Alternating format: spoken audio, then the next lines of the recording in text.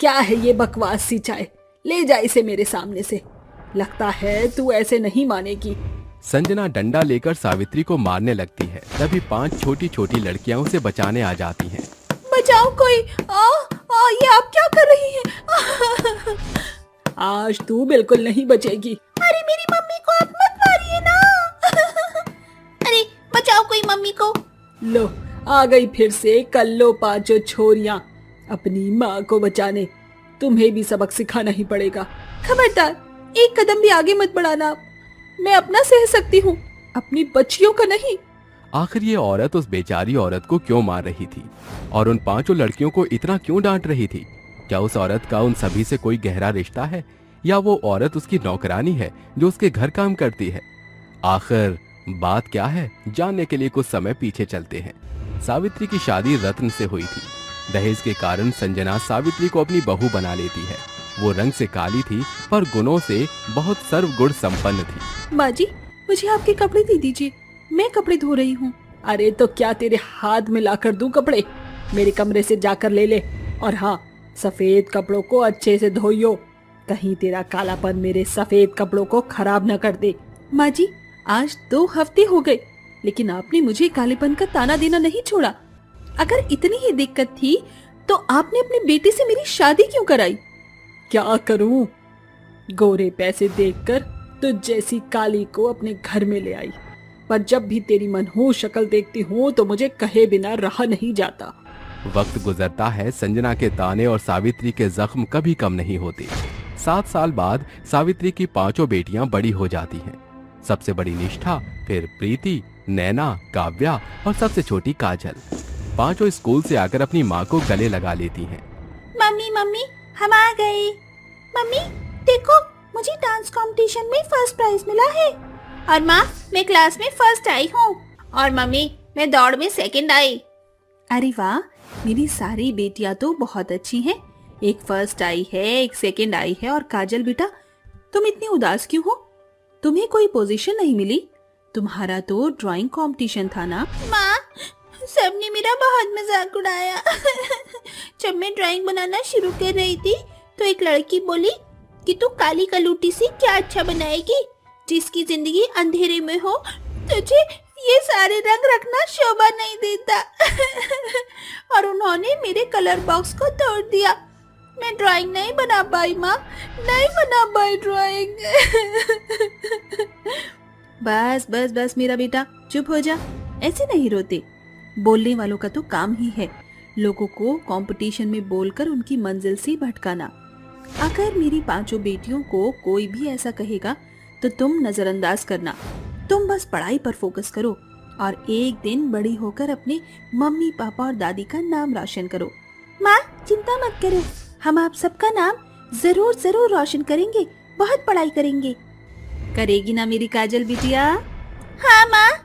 तभी संजना उसकी बातें सुन लेती है और कड़वी आवाज में कहती है, तू खुद तो काली है और अपनी काली बेटियों को भी अच्छे से ज्ञान नहीं दे सकती। इन्हें इतना भी बोल दे, जो तेरी काजल बिटिया के साथ हुआ है वो तेरी 4 बेटियों के साथ होगा, अब भी और आगे भी। अपनी माँ पर कही है काली कलूटी सी। एक तो 5 लड़कियां, ऊपर से कल्लो माई पैदा हुई है। माँ जी बस कीजिए, अगर आप मेरी बेटियों का हौसला नहीं बढ़ा सकती तो घटाइए भी मत। लगता है तेरी जुबान ज्यादा खुल गई है। 5 बेटियां पैदा की हैं तूने, 5 पोते पैदा करके नहीं दिए हैं तूने मुझे। अरे जितना तू इन पर अभी पैसा बर्बाद करेगी, इतने में इनकी शादी हो जाएगी। इन्हें पढ़ाने लिखाने की कोई जरूरत नहीं है। जैसे तेरी दहेज से शादी हुई थी, वैसे ही इन 5 को भी लाखों रुपए के दहेज में निपटाना होगा। दादी अब ऐसा मत बोलिए। आप देखना, हम 5 बहनें बहुत पढ़ेंगे लिखेंगे और काबिल बनकर दिखाएंगे। आपको तो हमें दहेज देने की जरूरत भी नहीं होगी। माँ, ये दहेज क्या होता है? बेटा कुछ नहीं होता, तुम बहुत छोटी हो अभी। सिखाने वाली चीज तुझसे सिखाई नहीं जाती। कलूटन, मैं बताती हूँ, जब तुम 5 बड़ी हो जाओगी, तुम्हारी काली सूरत देखकर तुमसे कोई शादी नहीं करेगा, तो फिर हमें बहुत सारे पैसे दूल्हे को लालच देकर तुम्हारी शादी करानी होगी। बस माँ जी बस, मेरी मासूम बच्चों का कितना दिमाग भरेंगी आप? कुछ अच्छा नहीं कह सकती तो मुंह बंद रखिए। तेरी ये हिम्मत तूने मुझसे इस लहजे में बात करी? छोड़ूंगी नहीं तुझे। तू जानती नहीं है मैं सास कैसी हूँ। ये कहकर संजना अपनी बहू को बहुत मारती है। पांचों बेटियों से बचाने भी आती हैं, तो एक एक को खींचकर कमरे में बंद कर देती हैं और कहती हैं, खबरदार, जब पांचों कलोटियों के मुंह से एक भी आवाज आई तो, और तू जाकर काम कर। तेरी बेटियों का तो मैं स्कूल ही छुड़वा दूंगी। माँ जी, एक बात याद रखना, भविष्य सिर्फ गोरे लोगों का नहीं, काले लोगों का भी होता है। और मेरी बेटियां किस्मत लेकर पैदा हुई हैं। आपकी आंखों में एक दिन आंसू आएगा और आप मेरी पांचों काली बेटियों पर ही गर्व करेंगी। देखना वक्त का पहिया कैसे घूमता है। अरे जा जा, ज्यादा थूतरा मत चला, घर के काम कर। ये कहकर सावित्री घर के काम में लग जाती है। पांचों लड़कियों का पिता रतन घर की स्थिति से वाकिफ नहीं था। वो शहर से बाहर नौकरी कर रहा था। उसे अपनी पांचों बेटियां अच्छी लगती थीं, पर अपनी मां के भड़काऊ में वो भी बौखला जाता था। वहीं एक दिन पांचों लड़कियां बाहर धूप में खेल रही थीं, तो उन्हें ऐसे देखकर संजना फिर कहती है, अरे ओ काली कलूटी छोरियों, तुम्हारे ऊपर फेयर एंड लवली भी काम नहीं करेगी। एक तो काली हो, ऊपर से धूप में खेलकर और काली होना चाहती हो क्या? अरे मेरे पास इतना दहेज नहीं रखा जो तुम्हारी शादी कर पाऊं। कोयला बनकर ही मानोगी क्या? दादी, आप हमेशा टिटराती क्यों रहती हो? गला दर्द नहीं होता क्या? वही तो, आपके चिल्लाने से गोरे थोड़ी हो जाएंगे। खामखा पेट पर ही जोर डालती हो। अरे दादी, संभल कर, कहीं आपको 2 नंबर यही ना आ जाए। कमबख्त कहीं की, मरो तंदूरी बनो मुझे क्या। माँ की तरह तुम भी बेहया हो गई हो। ऐसा कहकर संजना गुस्से में अंदर चली जाती है। तभी सावित्री चाय लेकर आती है, जिसे पीकर वो सावित्री बहू पर फूट पड़ती है। क्या है ये बकवास सी चाय मेरे पास लेकर आ गई? कुछ नहीं है, मैंने सही चाय बनाई है। चाय ठीक होने के बावजूद भी वो पांचों पोतियों का गुस्सा डंडा मारकर सावित्री पर उतारती है। तभी उसकी पांचों बच्चियां उसे बचाने के लिए उससे लिपट जाती हैं। अरे दादी, रुको रुको, क्यों मार रही हो मम्मी को? छोड़िए दादी, मम्मी को मत मारिए। तुम 5-5 कलोटियों की सजा भुगत रही है ये। रुकिए माँ जी, रुकिए। बस माँ जी, बहुत हुआ। अब मैं ये जुर्म और नहीं सहूंगी, ना अपने साथ ना ही अपनी बेटियों के साथ। मैं हमेशा के लिए जा रही हूँ यहाँ से। जा, चली जा, मेरे बेटे का बोझ तो कम हो जाएगा थोड़ा। सावित्री निडरता के साथ अपनी 5 बेटियों को अकेले पालती है। उन्हें पढ़ाती लिखाती है, जिसके लिए उसे घर घर जाकर झाड़ू पोछा करना होता है। 18 साल बीत जाते हैं। सावित्री और उसकी पांचों काली बेटियों की लगन से आज उन्होंने अपने भविष्य को बेहतरीन कर लिया था। बड़ी बेटी निष्ठा डॉक्टर बन गई थी, दूसरी प्रीति पुलिस अफसर बन गई थी, तीसरी नैना प्राइवेट कंपनी की CEO थी, चौथी काव्या बहुत संस्कारी और संगीत में निपुण थी। उसे हारमोनियम बजाने का बहुत शौक था और सबसे छोटी एक बेहतरीन कलाकार बन चुकी थी। उसकी पेंटिंग लाखों रुपए में खरीदी जाती थी। काजल की पेंटिंग एग्जीबिशन लाइव टीवी पर आ रही थी, जहां वो कहती हैं, आज मैं बहुत खुश हूँ कि आप सब लोगों को मेरी पेंटिंग पसंद आ रही है। एक वक्त था जब लोग मुझे ताना मारा करते थे कि मैं काली होकर 7 रंगों का क्या करूंगी, लेकिन उन 7 रंगों से ही मैंने ये पेंटिंग बनाई और अपनी जिंदगी को भी निखारा। और इन सब का श्रेय मैं अपनी माँ को देना चाहती हूँ, जिन्होंने अपनी 5 काली बेटियों को अकेले पढ़ाया लिखाया, काबिल बनाया। मेरी तरह मेरी 4 बहनें भी काली ही हैं, लेकिन वो सब भी अपने करियर में श्रेष्ठ हैं। और मैं अपनी दादी को भी इसके लिए शुक्रगुजार कहना चाहती हूँ। उनकी बचपन की बात मेरे दिल में बैठ गई थी, इसीलिए आज मैं बेहतरीन पेंटिंग आर्टिस्ट बन पाई। दादी, I love you.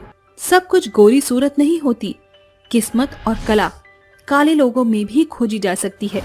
Thank you, मेरी बेटी ने कर दिखाया। संजना अपनी पोती का सीधा प्रसारण देखकर भावुक हो जाती है और उसके पास पहुंच जाती है, जहां उसकी बहू और 5 पोतियां होती हैं। आज तुम सबको यहाँ देखकर बहुत खुशी मिल रही है। मैं कितनी गलत थी जो मैंने तुझ पर उंगली उठाई। बहू, आखिर तूने बच्चों को काबिल बना ही दिया। मुझे माफ कर दे बहू। मैंने आपको माफ कर दिया माँ जी। पता है आपको, आज मेरी 5 बेटियां बहुत सफल हैं। इनके लिए गोरे से गोरा लड़का शादी करने के लिए तैयार है। मुझे एहसास हो गया है बहू। इसी के साथ संजना अपने पूरे परिवार के साथ रहती है, साथ ही अपनी पोतियों की अच्छे लड़कों से बिना दहेज की शादी कर देती है। गर्भवती बहू को बचाने वाली गाय। अरे गोरी, तुम्हें क्या हो गया है? तुम कुछ खाती ही नहीं हो। मैं तुम्हें अपने हाथों से खिलाती हूँ। योगिता चारा उठाती है और अपनी प्यारी गाय गोरी को खिलाने लगती है। योगिता अपनी गाय से बहुत प्यार करती है। पता है गोरी, इस दुनिया में तुम्हारे सिवा और कोई नहीं है जो मुझे समझे। मैं जब भी तुमसे बात करती हूँ मेरा दिल बहुत हल्का हो जाता है। पता है तुम्हें, आज मैं बहुत उदास हूँ। दरअसल पिताजी मेरे लिए रिश्ता ढूंढ रहे हैं, लेकिन मैं तुम दोनों को छोड़कर नहीं जाना चाहती हूँ। योगिता को ये सब बातें अपनी गाय गौरी से करते हुए उसका पिता सुन लेता है, जिसके बाद उसके पिता उसके पास आते हैं और उससे कहते हैं, अरे बेटी, तुम ऐसा क्यों सोचती हो? तुम तो मेरी सबसे प्यारी बेटी हो। मैं भी तुमसे अलग नहीं होना चाहता, लेकिन हर बेटी को एक न एक दिन अपने ससुराल जाना ही होता है। माँ के जाने के बाद आपने मुझे कभी भी माँ की कमी महसूस होने नहीं दी, और गोरी ने मुझे किसी दोस्त का सहारा लेने नहीं दिया। आप दोनों मेरी जिंदगी में बहुत अहम हो, इसलिए पिताजी आप दोनों को छोड़कर जाना नहीं चाहती। लेकिन बेटी, तुम तो जानती हो, बेटियां पराया धन होती हैं, इसलिए उन्हें समय रहते शादी करके विदा करना बहुत जरूरी होता है। और फिर तुम्हारी शादी के बाद मैं तुमसे मिलने आता रहूंगा और तुम्हारी खबर भी लेता रहूंगा। ठीक है पिताजी, मैं शादी करने के लिए तैयार हूँ, लेकिन मेरी एक शर्त है। ओहो, चलो ठीक है, बताओ तुम्हारी क्या शर्त है? पिताजी, मेरी शादी के बाद मैं अपनी गोरी को अपने साथ लेकर जाऊंगी। मैं उसे यहाँ पर अकेला नहीं छोड़ूंगी। ठीक है बेटी, तुम अपनी गोरी को अपने साथ ले जाना। दामोदर ये कहकर वहां से गोरी का दूध उठाता है और उसे बेचने के लिए गांव में चला जाता है। वहीं दूसरी तरफ हर रोज दामोदर अपनी बेटी योगिता के लिए कोई ना कोई रिश्ता ढूंढता ही रहता है। एक दिन एक पंडित दामोदर के पास आता है और उससे कहता है, अरे दामोदर भैया, मैं तुम्हारे लिए इतने बड़े घर का रिश्ता लेकर आया हूँ कि तुम्हारे खानदान में ऐसा रिश्ता कहीं भी नहीं होगा। अच्छा, ऐसी बात है? तो जल्दी से मुझे रिश्ते के बारे में सब कुछ बताओ पंडित जी। पंडित दामोदर को लड़के और उसके परिवार के बारे में सब कुछ बता देता है, जिसके बाद दामोदर रिश्ते के लिए हाँ कर देता है। कुछ ही दिनों में दामोदर अपनी बेटी की शादी करके उसे विदा कर देता है। शादी के कुछ ही दिनों में योगिता घर की सभी जिम्मेदारियों को अच्छे से समझ लेती है। वहीं अपने साथ साथ अपनी गोरी को भी साथ लेकर आती है। एक दिन रात के समय वो अपनी गोरी को चारा दे रही होती है। ये ले गोरी, अपना चारा खा ले, अगले दिन तुझे दूध भी देना है। गोरी चारा खाने लगती है कि तभी उसके पति रॉकी की कार आती है, जिसमें रॉकी के साथ एक लड़की बैठी होती है। रॉकी उस लड़की को किस करता है, जिसके बाद वो कार से उतरकर अंदर चला जाता है।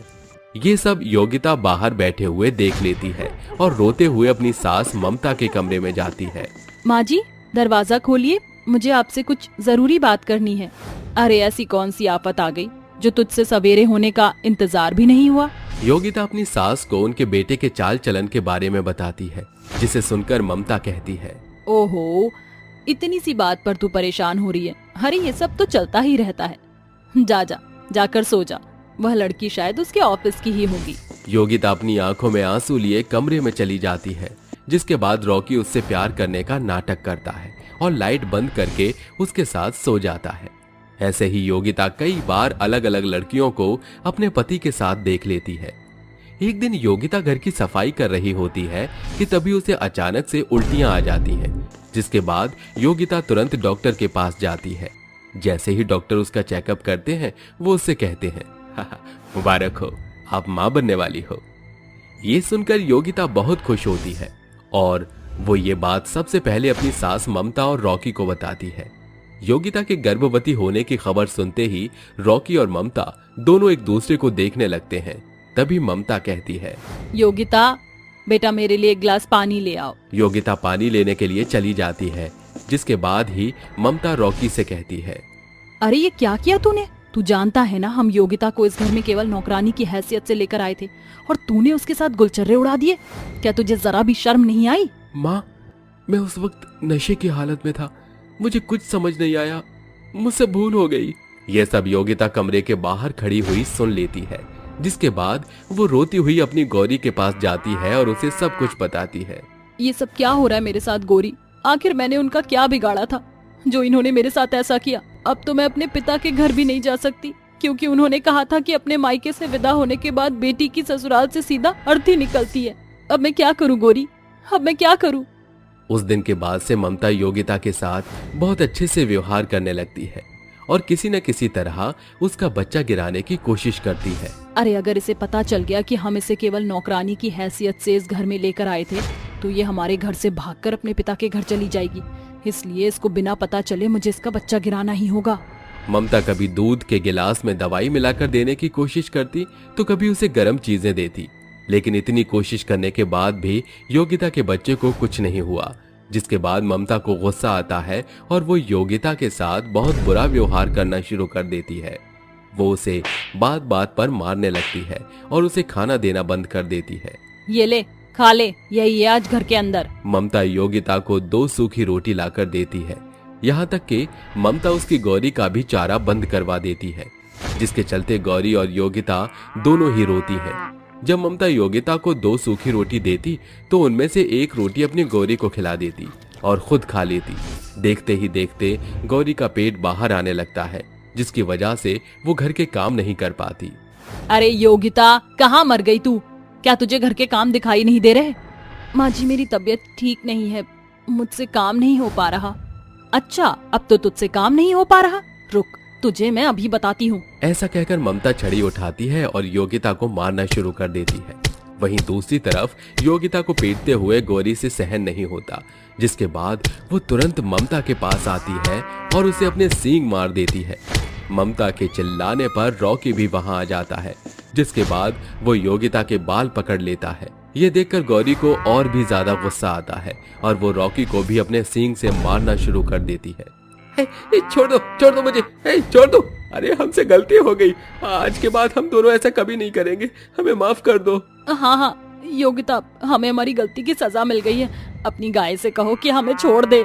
योगिता के कहने पर गौरी रुक जाती है, लेकिन उस दिन के बाद योगिता अपनी गौरी के साथ वापस अपने पिता के घर चली जाती है और अपने पिता को सारी सच्चाई बता देती है, जिसे सुनने के बाद दामोदर रॉकी और ममता के ऊपर पुलिस केस कर देता है और उन दोनों को जेल की सलाखों के पीछे डलवा देता है और अपनी बेटी योगिता के साथ खुशी खुशी रहने लगता है। बहू को कॉपी करने वाली सास। बारामूला क्षेत्र में रहने वाली यशोदा का इकलौता बेटा था वनराज, जिसकी शादी लीलावती की बेटी गीतिका से तय हो जाती है। कुछ ही दिनों के अंतराल के बाद विवाह का शुभ मुहूर्त दस्तक देता है। माँ, जाने ये माँ कहाँ लापता है। माँ, वनराज की आवाज सुनकर पड़ोस में रहने वाली मोहिनी कहती है।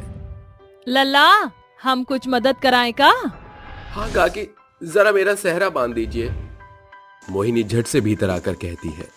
दूल्हे के सर पर सेहरा सजाने का काम तो दूल्हे की अम्मा का होता है, ये यशोदा कौन से भीड़ में उलझी हुई है? मोहिनी ऐसा कह ही रही थी कि तभी दूल्हे की माँ यानी कि यशोदा हाजिर होती है। अरे यशोदा, क्यों मोहिनी, हो गई ना मेरे रूप की कायल? अरे यशोदा, ये क्या लीपापोती कर लिया है तूने? अब तो ये लटके झटके कम कर दे, सास बनने जा रही है। 55 की उम्र में ये बचपन वाले शौक तुझे शोभा नहीं देते। चुप कर, तुझ जैसी बौड़म औरत को क्या पता आज मेरे बेटे की शादी है तो मेरा चमकना धमकना तो बनता है। देखना आज मेरा ये रूप बहू को भी पीछे न छोड़ दे तो कहना। थोड़ी देर के बाद बारात दुल्हन के घर पर दस्तक देती है, जहां मंडप में बैठी दुल्हन गीतिका की माँ लीलावती कहती है। अरे गीतिका, ये चमकता सितारा तेरी होने वाली सास ही है ना? हाँ माँ, ऐसा लग रहा है सर से पांव तक चूने की पुताई करके आ गई। देख तो जरा, एकदम तेरे जैसा गाढ़ा मेकअप किया है। तेरी नकलची सास तेरे ही रूप का स्वांग रचा कर आई है। हाँ माँ, आप एकदम सही कह रही हैं। शादी का कार्यक्रम समाप्त होने के साथ गीतिका मायके से ससुराल विदा हो जाती है। कुछ घंटों के बाद बहू, इस कलश को अपने शुभ कदमों से अंदर बिखेर कर गृह प्रवेश कर। गीतिका भीतर आकर जैसे ही अपनी सास के पांव छूने को झुकती है, तभी यशोदा कहती है। अरे अरे, ठहर जा बहू, अभी तो मैं जवान हूँ, तू मेरे पाँव छूकर क्यों मुझे बूढ़े की श्रेणी में खड़ा करना चाहती है? इस मेकअप के अवतार में मैं तेरी छोटी बहन के जैसी लग रही हूँ।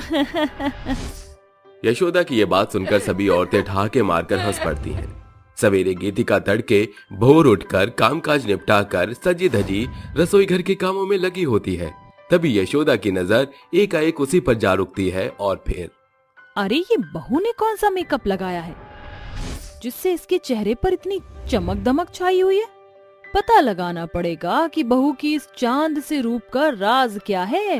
यशोदा के मन में अपनी बहू जैसी दिखने की बुरी चाह समा जाती है, जिसे पूरा करने की होड़ में वो पहुंच जाती है अपनी बहुरानी के कमरे में।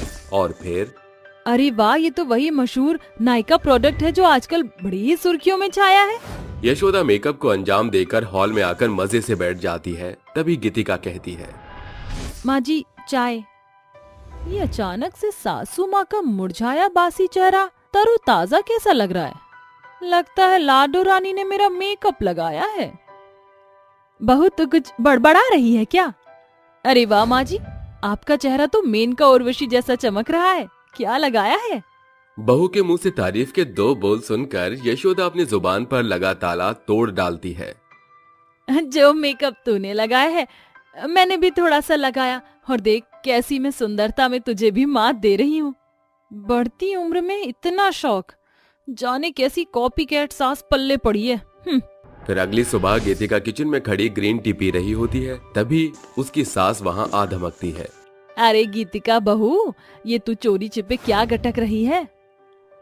माँ जी, ये लिप्टन ग्रीन टी है जो बॉडी में फैट नहीं जमने देता। ऐसा क्या? फिर तो बहू इसे पीने की तुझसे ज्यादा जरूरत मुझको है, ला दे।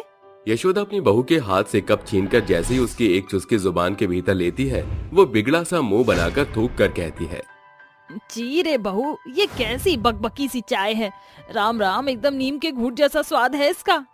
माँ जी, किसने कहा था आपको मेरी कॉपी करने को? जब देखो तो मेरी नकल करती रहती हैं। क्यों बहू रानी, मैं क्या तुझको नकलची बंदरिया दिखती हूँ? तू कोई ऐश्वर्या राय या कटरीना कैफ नहीं है जो मैं तेरी देखा देखी करूंगी। आई बड़ी। यशोदा बात टालकर वहाँ से बच निकलती है, मगर यशोदा रानी बहू को कॉपी करने से कहाँ बाज आने वाली थी। एक बार की बात है। क्यों बहू रानी, इतना सज धज कर कहाँ चल दी सवारी? माँ जी, मैं किटी पार्टी में जा रही हूँ। कटी पार्टी? अरे ये क्या झोल है? कटी पार्टी नहीं माँ जी, किटी पार्टी, जहाँ औरतें गेम खेलती हैं, बड़ा मजा आता है। तब तो मैं भी चलूंगी बहू इस काटा पीटी के खेल में। माँ जी, इस उम्र में आपको भजन कीर्तन करना चाहिए। किटी पार्टी गोटियां खेलने जितना आसान नहीं है। बहू तो मुझे चैलेंज कर रही है। अब तो मैं चलूंगी भी और खेलूंगी भी। दोनों सास बहू का जोड़ा चल पड़ता है गीतिका की सहेली श्वेता के घर। श्वेता, ये मेरी सास हैं। अच्छा, वही ना जो तेरी कॉपी करती रहती है? हाँ यार, एक छोटी बड़ी चीज में बहू की कॉपी करना तो कोई इनसे सीखे। नाक में दम कर दिया है यार इन्होंने। तो चिंता मत कर, आज तेरी इस ओल्ड लेडी सासू माँ को मिलकर ऐसा मजा चखाएंगे कि कॉपी करने का भूत उतर जाएगा। यशोदा कोना पकड़कर बैठ जाती है और शुरू होती है किटी पार्टी, जिसमें लगातार यशोदा को हार नसीब होती है। क्या हुआ आंटी जी, आप तो लगातार अपनी बहू से मात खाती जा रही हैं। दरअसल मैं नहीं चाहती कि मेरी बहू औरों के सामने मुझसे हार जाए, इसलिए मैंने अपने हाथ ढीले कर दिए। ओए गीतिका, तेरी ये सास कॉपी करने में माहिर होने के साथ साथ बातों से भी काफी चट्ट है। असल मायने में मेरा डिब्बा तो गुल हो ही चुका है। अगर मुझे जरा भी खबर होती कि इस पत्तों के खेल में मेरी बहू के हाथ इक्का लगेगा और मुझे जोकर नसीब होगा, तो मैं इस खेल में शुमार होती ही नहीं। यशोदा को इस बात का मलाल तो था कि उसे अपनी बहू की ये कॉपी में मुंह की खानी पड़ी थी, मगर इतने में भी वो कहाँ रुकने वाली थी। तकरीबन महीने भर के बाद गीतिका के जन्म दिवस का अवसर आता है, जिसकी खातिर वो खास ड्रेस सिलवाती है। ये देख नकलची यशोदा हूबहू ड्रेस बनवा लेती है और कहती है, सांझ हो गई, आज तो चारों ओर मेरे ही जलवे होंगे। यशोदा बहू के हूबहू रंग आकार का कपड़ा लटकाए, मेकअप में डूबी, ऊंची हील पहने लड़खड़ाती हुई पार्टी में आती है, जहां मौजूद सभी औरतें उसे देख भौचक्की रह जाती हैं। अरे अरे, ये क्या, दोनों सास बहू एक ही रंग में दिख रही हैं। माँ जी, ये क्या, आपने तो हूबहू मुझ जैसा गाउन पहना है। क्यों बहू, फब रहा है ये ग्राउंड मुझ पर? माफ करना आंटी, उसे ग्राउंड नहीं गाउन कहते हैं। ना तो आप नूतन लग रही हैं ना रेखा। जाने क्यों मुझे तुम सभी के भीतर से जलने की बू आ रही है। यशोदा ये कहकर नाचने लगती है। तभी उसकी हाई हील का बैलेंस बिगड़ने के चलते वो जमीन पर रायते की तरह फैल जाती है और एक चर्र की आवाज आती है। ये लो भैया, चारों खाने चित्त हो गए। अब तुम सबकी टोक के चलते मैं गिर गई। यूं कि ये तो वही मिसाल हो गई, नाच ना जाने आंगन टेढ़ा। यशोदा, शौक पूरे करने की एक उम्र सीमा होती है, इस बुढ़ापे में ये एशियन पेंट तेरे थोबड़े पे जरा सा भी नहीं जच रहा है। वो क्या बोल गए हैं पुरनिये? बूढ़ी घोड़ी लाल लगाम। हर चीज में अपनी बहू की कॉपी करना भला नहीं है यशोदा। लगातार बहू की कॉपी करने के चलते यशोदा को भरी पार्टी में व्यंग्यता का पात्र बनना पड़ता है, जिसके बाद अंत में यशोदा कहती है, बहू मुझे माफ कर दे। मैंने तुझ जितनी सुंदर दिखने की होड़ में हर बार तेरी कॉपी की, मगर मैं ये भूल बैठी कि नकल के लिए भी अकल की जरूरत पड़ती है। उस रोज के बाद से दोनों सास बहू के बीच अच्छे तालमेल की शुरुआत होती है और यशोदा सादगी भरा रुझान अपना लेती है। गणेश की पुजारन विधवा बहू। कल मुही करम जली कहीं की, तेरी हिम्मत कैसे हुई मुझसे जुबान चलाने की? माँ जी, मैं आपके आगे हाथ जोड़ती हूँ, मेरे साथ ऐसा सलूक मत कीजिए, मुझे बहुत दर्द हो रहा है। आप मुझे क्यों मार रही हो? तेरे जैसी मनहूस और बच्चलन औरत को इसी तरह मारा जाता है। आप ये सब क्या कह रही हो? आप मेरे ऊपर झूठा इल्जाम क्यों लगा रही हो? अच्छा, तेरी इतनी हिम्मत की तू मुझे झूठा बनाएगी? अरे तेरे चरित्र पर तो मुझे पहले से ही विश्वास नहीं था। जब से मेरा बेटा भगवान को प्यारा हो गया है, तब से ही मैं तेरे रंग ढंग देख रही हूँ। मैंने कुछ नहीं किया माँ जी, मुझे छोड़ दीजिए, भगवान के लिए मुझे छोड़ दीजिए। उर्मिला सोनम को मारती ही रहती है। तभी गांव के कुछ लोग उसके पास पहुंच जाते हैं और उससे कहते हैं, अरे क्यों मार रही है बेचारी को? आखिर इसने ऐसा क्या कर दिया? अरे मार मार कर बेचारी की हालत खराब कर दी है तुमने, छोड़ दो इसे। अब क्या जान से मारोगी? आज तो मैं इसे जान से ही मार दूंगी। आप लोगों को नहीं पता ये मंदिर जाने के बहाने कितने आशिकों से मिलने जाती है। ये सब झूठ है, ये झूठ है। मैं तो मंदिर अपने गणपति जी के दर्शन करने जाती हूँ। अरे शर्म कर शर्म, भगवान को भी अपनी बेशर्मी में शामिल करते हुए तुझे जरा भी शर्म नहीं आ रही है? मैंने खुद एक आदमी को तेरा हाथ पकड़ते हुए देखा है।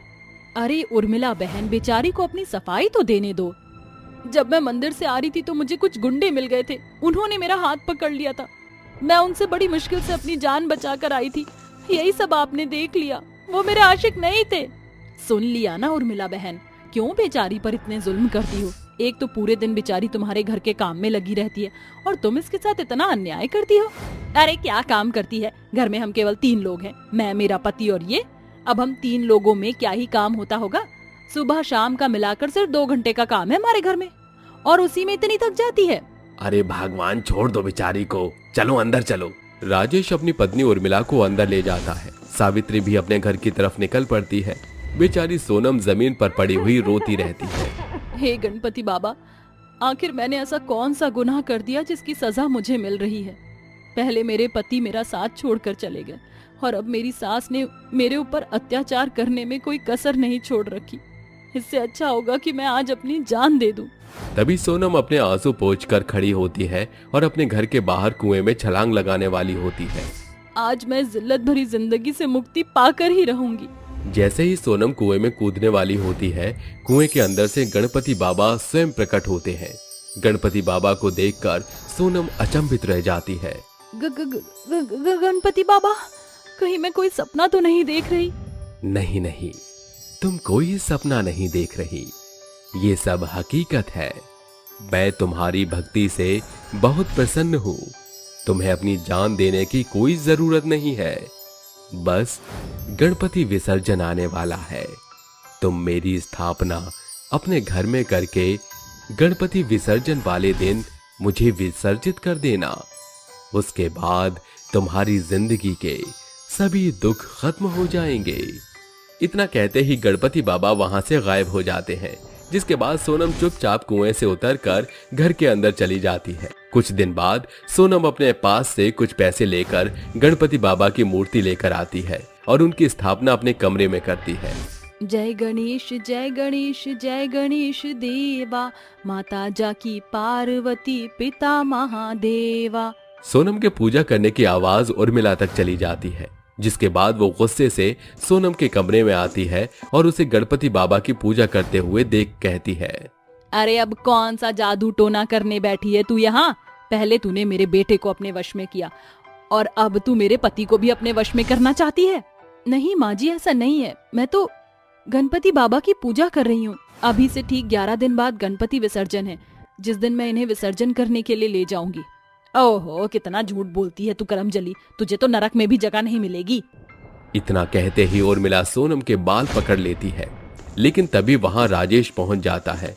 ये सब देखकर राजेश उर्मिला से कहता है, ये तुम्हें क्या हो गया है उर्मिला, और आखिर तुम इस बेचारी बच्ची के साथ इतना बुरा व्यवहार क्यों करती हो? आप तो बस चुप ही रहो, आपको तो कुछ कहना ही नहीं है। जब देखो इसकी तरफदारी करते रहते हो। अरे देखो जरा कैसे जादू टोना कर रही है हमारे घर में। बस करो उर्मिला, बेचारी को अकेला छोड़ दो।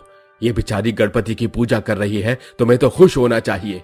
राजेश की बात सुनकर उर्मिला अपना मुंह बना लेती है और वहां से अपने कमरे में चली जाती है। देखो बहू, अपनी सास का बुरा मत मानना। जब से अनुराग हमें छोड़कर गया है, तुम्हारी सास थोड़ी चिड़चिड़ी हो गई है। नहीं पिताजी, मैं कभी भी माँ जी की बातों का बुरा नहीं मानती। वो भी तो मेरी माँ जैसी ही है। बस बहू, काश की ये बात तुम्हारी सास उर्मिला को भी समझ आ जाती। चलो तुम अपनी पूजा करती रहो, मैं चलता हूँ। राजेश वहां से चला जाता है, जिसके बाद सोनम अपनी पूजा पूरी करके घर के कामों में लग जाती है। ऐसे ही धीरे धीरे 11 दिन पूरे हो जाते हैं और इन दिनों के बीच उर्मिला अपनी विधवा बहू को बहुत परेशान करती है। आखिरी में जब गणपति विसर्जन का दिन आता है, सोनम अपने गणपति बाबा को लेकर विसर्जन के लिए जाती है। कहाँ जा रही है आज? अगर तू इस घर की दहलीज को पार करेगी तो दोबारा कभी इस घर में कदम नहीं रखेगी। सोनम सोच में पड़ जाती है, उसे कुछ समझ नहीं आता, जिसके बाद उसे गणपति बाबा की बात याद आ जाती है। वो दहलीज को लांग जाती है और विसर्जन करने के लिए निकल जाती है। वो अपने गांव की नदी में गणपति बाबा का विसर्जन करती है। गणपति बाबा, जैसा कि आपने कहा था मैंने बिल्कुल वैसा ही किया, लेकिन आज तो मेरे गुजरे हुए पति के घर से ही मुझे हमेशा के लिए निकाल दिया गया है। अब तो मेरे पास कोई ठिकाना भी नहीं है। दुख कम होने की जगह और बढ़ गए हैं। गणपति बाबा, अब मैं क्या करूं? मेरे पास कोई आसरा नहीं है। तभी पानी के अंदर से गणपति बाबा की आवाज आती है, मैंने जैसा कहा था बिल्कुल वैसा ही होगा, और आज के बाद तुम्हें कभी कोई दुख नहीं होगा। जाओ और अपनी जिंदगी की एक नई शुरुआत करो। जैसे ही सोनम नदी के अंदर से बाहर निकलती है, उसके बाहर निकलते ही उसके सामने उसका पति खड़ा होता है, जिसे देखकर सोनम की आंखों में खुशी के आंसू निकल आते हैं और वो रोते हुए अपने पति को गले से लगा लेती है। क्यों गए आप मुझे छोड़कर? आपने एक बार भी मेरे बारे में नहीं सोचा। आपके जाने के बाद मेरा क्या हाल हो गया है। तुम्हारी भक्ति में बहुत शक्ति है सोनम। मेरे मरने के बाद भी गणपति बाबा ने मुझे दोबारा से जन्म दिया और तुम्हारे पास भेजा। आज के बाद तुम्हें कोई दुख नहीं होगा और हम दोनों एक साथ खुशी खुशी रहेंगे। अनुराग अपनी पत्नी सोनम को अपने घर ले आता है, जिसके बाद अनुराग अपने घर से अपना और सोनम का सामान ले जाकर एक नए घर में शिफ्ट कर देता है। जिसके बाद सोनम अपने पति अनुराग के साथ खुशी खुशी रहने लगती है। वहीं उर्मिला को अपने किए पर बहुत शर्मिंदगी महसूस होती है और वो अपने किए का पछतावा करने के लिए गणपति जी की पूजा करना शुरू कर देती है। दिल्ली के शहर में अंजना अपने बहू बेटे के साथ बड़े खुशी से रह रही थी। अपने पति के जाने के बाद अंजना ने बड़ी मेहनत से बिजनेस और घर को संभाला, बल्कि उसे ऊंचाइयों पर ले गई। आज वो जाने माने बिजनेसमैन की लिस्ट में आती है। 1 महीने पहले ही पाखी और संजय की नई नई शादी हुई थी। एक दिन अंजना उनके कमरे में आकर कहती है, अरे बहू, ये देखो, ये पुश्तैनी कंगन है, संभाल कर रखना।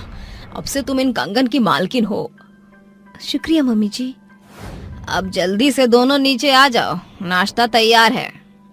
माँ जी, आपने नाश्ता तैयार क्यों किया? मैं बना देती ना। बहू, तू भूल गई है कि तेरी शादी एक अमीर खानदान में हुई है। यहाँ तुझे मिडिल क्लास लोगों की तरह खाना बनाने की जरूरत नहीं है। यहाँ नौकर चाकर हैं। माँ जी, आप बहुत अच्छी सासू माँ हैं। बहू भी तो बहुत प्यारी पाई है मैंने। अरे ये नालायक अभी तक सो रहा है। ये कहते ही अंजना जग से भरा पानी अपने बेटे पर डाल देती है, जिससे वो भीग कर उठ जाता है और कहता है, पाकी, अब तुम भी मुझे माँ की तरह उठाने लग गई हो क्या? मैंने कुछ नहीं किया, माँ जी ही आई है कमरे में। बहुत सो लिया तू, अब तैयार होके नीचे आ जाओ दोनों। ये कहकर अंजना चली जाती है। कुछ देर बाद तीनों एक बड़े से डाइनिंग टेबल पर बैठकर खाना खा रहे होते हैं।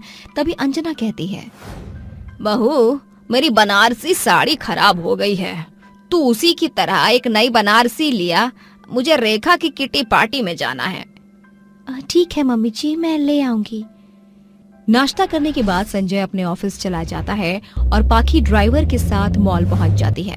वहां से शॉपिंग करके जब वो लौट रही थी तो रास्ते में उसे एक ठेले पर जामुन दिखते हैं, जिसे देखकर वो कहती है, अरे अरे रामू भैया, जल्दी से गाड़ी रोकिए। अरे मैम साहब, क्या हुआ?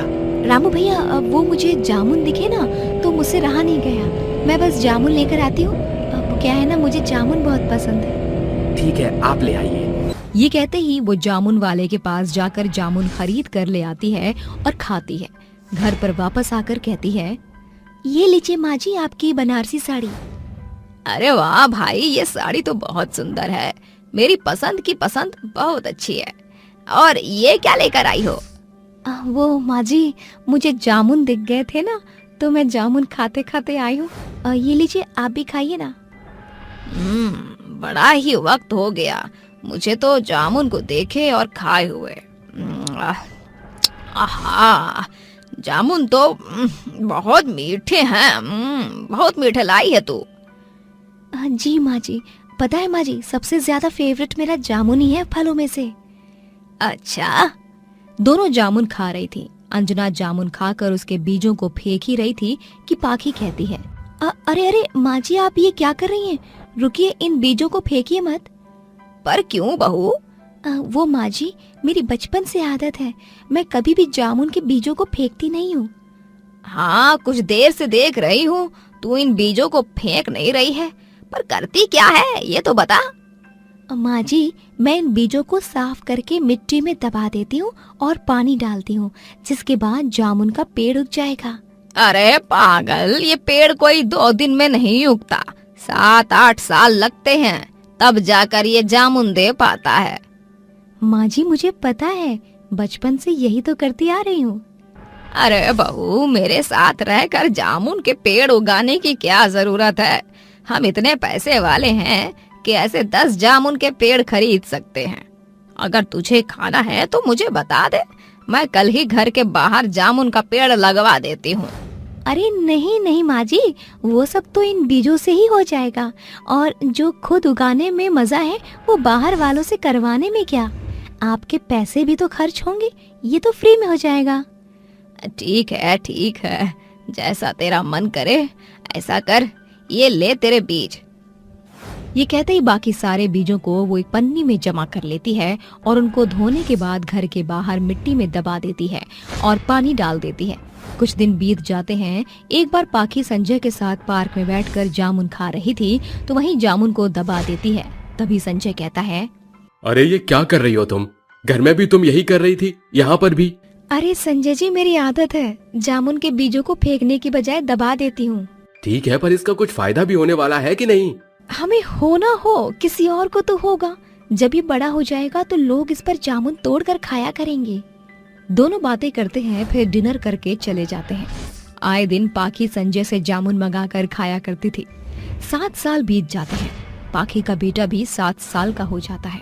इन दिनों अंजना बहुत बीमार थी। अचानक से घर पर इनकम टैक्स की रेड पड़ जाती है, जिस वजह से उनकी प्रॉपर्टी, बिजनेस, घर, हर चीज से उन्हें बेदखल कर दिया जाता है। संजय वकील से कहता है, वकील साहब, मैंने सारे टैक्स भरे थे, फिर इतना बड़ा बवंडर कैसे हो गया? मिस्टर संजय, काफी टाइम से आपके टैक्स नहीं भरे, जरूर कोई है जिसने टैक्स नहीं भरा, आपको धोखा दिया है। वकील साहब, अब कुछ भी नहीं हो सकता क्या? नहीं संजय जी। पाखी अपने बच्चे, सास और पति के साथ सामान लेकर गुजर रही थी। बेटा, अब हम कहाँ जाएंगे, कहाँ रहेंगे? पता नहीं माँ, कोई ठिकाना ही नहीं है, सब चीज कब्जे में ले ली। मालकिन, आप मेरे होते हुए ऐसे रोड पर भटके, ये बिल्कुल मुझे ठीक नहीं लग रहा है। आप मेरे घर में आकर रह लीजिए। अरे नहीं नहीं रामू, हम कुछ न कुछ बंदोबस्त कर लेंगे। मालकिन, आप शर्मिंदा क्यों कर रही हैं? जब तक कुछ मिल नहीं जाता, आप हमारे घर में रह सकती हैं आराम से। रामू की बात सुनकर सभी लोग उसके घर पर रहते हैं। सुबह के समय रामू पाखी को जामुन लाकर कहता है, आपको जामुन पसंद है ना? ये लीजिए, खाइए। रामू भैया, सुबह सुबह कहाँ से ले आए इतने सारे जामुन? हमारे घर के बाहर आपने ही तो जामुन का पेड़ लगाया था, वहीं से तोड़ कर लाया हूँ मालकिन। क्या सच्ची? माँ जी, संजय, हमारी मुसीबतों का हल हमें मिल गया। अब हमें इस तरह परेशान नहीं होना पड़ेगा। अरे क्या हो गया बहू जो तू इतना खुश है? माँ जी, संजय जी, आप दोनों कहते थे ना मेरे जामुन के बीजों से पेड़ उगाने का क्या फायदा है। आज वो चीज हमारे काम आएगी। भला कैसे? संजय जी, अब हमें ना खाने की दिक्कत होगी ना रहने की। मैं सोच रही थी उन जामुन के पेड़ों से हम जामुन बेच देते हैं, थोड़ा ही सही, लेकिन धीरे धीरे हमारी शुरुआत होगी। अरे वाह बहू, सच में आज तेरे जामुन हमें काम आएंगे। हम सास बहू मिलकर जामुन बेचा करेंगे। मम्मा, मुझे भी जामुन खिलाओ ना। ले बेटा, खा ले जामुन। अगले दिन से ही रामू और संजय उगाए हुए पेड़ों से खूब सारे जामुनों को इकट्ठा कर लेते हैं। फिर सास बहू ठेले पर जामुन बेचने लगती हैं। जामुन ले लो जामुन, ताजा ताजा मीठे मीठे जामुन। ये बेहद ही मीठे और सस्ते जामुन हैं, सिर्फ 20 रुपए किलो। आइए आइए जामुन लीजिए। अरे आप तो बहुत सस्ते जामुन दे रहे हैं, जरा 1 किलो कर दीजिए। इस तरह उसके मीठे और सस्ते जामुन की वजह से ग्राहक ज्यादा आते हैं। देखते ही देखते पहले दिन की बहुत ज्यादा कमाई होती है। धीरे धीरे सास बहू मिलकर जामुन बेचती हैं, जिससे उनकी आर्थिक स्थिति बिल्कुल ठीक हो जाती है।